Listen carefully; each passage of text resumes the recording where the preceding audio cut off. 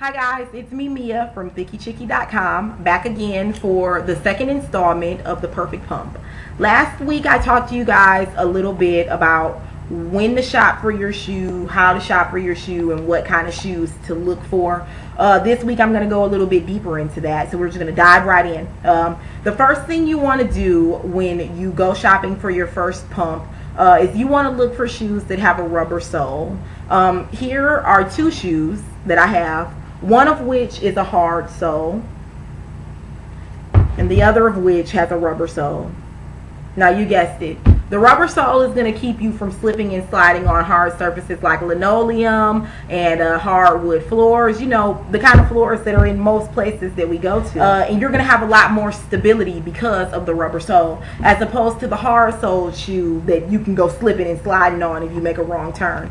So that's the first thing. Get a rubber sole pump. The next thing you want to do, if you, and this is just my own personal opinion, my advice, what works for me as a plus size woman or curvy woman, you want to find a shoe that has a platform. It can be a hidden platform, it can be a all out there platform, but I find that shoes that have platforms add a lot more stability as opposed to having a thin insole, kind of like this shoe is right here. This is just a bad shoe, I don't know. This shoe has a very thin insole. I know it's, actually you can see it. You can see right there. Look at how thin that is. You don't have any real comfort for the base of your foot or the ball of your foot. Basically everything you walk over, you're going to be able to feel it. You see that? That's not good. Now, as opposed to a shoe like this, that platform right there. You see, when you walk over gravel, when you walk over rocks, you're not going to be able to feel that on the base of your foot. You're going to have a lot of comfort, and they all, like I said, it also adds a lot of stability, especially for a heel this high. And they're all shoes, a lot of shoes actually come with platforms or hidden platforms in them. I know a lot of booties that I have, like this one right here, just a thin one, probably about a ½ inch thick. You know, I'm not, when I say platform, I don't mean, you know, the 70s, even though that was a fun time, right? I wasn't around, but that was a fun time. Made in the 80s. Okay, yeah, but the platform adds stability, makes it easier for you to walk in, you know. So you definitely want to look for a shoe that has a rubber sole and has a platform. For first timers, I'd say that you sort of want to steer clear from a shoe like this unless you are extremely confident in your abilities.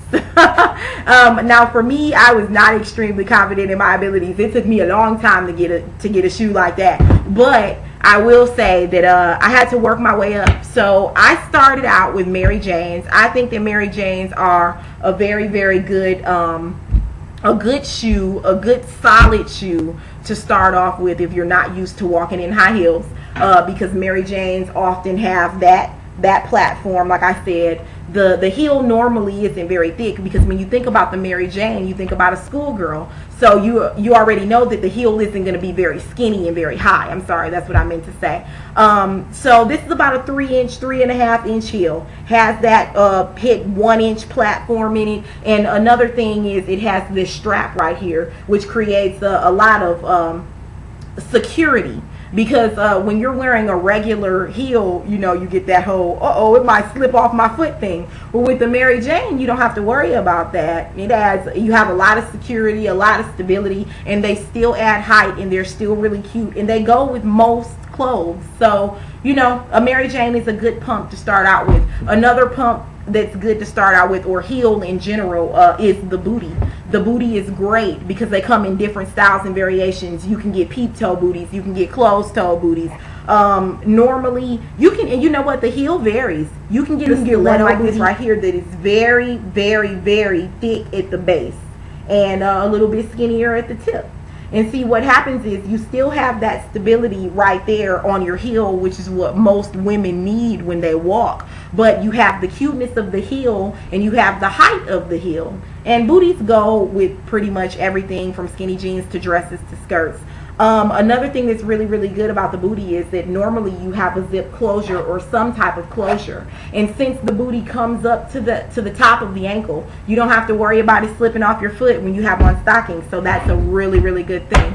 Another shoe that's really good to start out with is the clog or the slip-in pump. These shoes are awesome. They add so much height, and the heel is so thick and sturdy, and thick at the base, thick at the tip.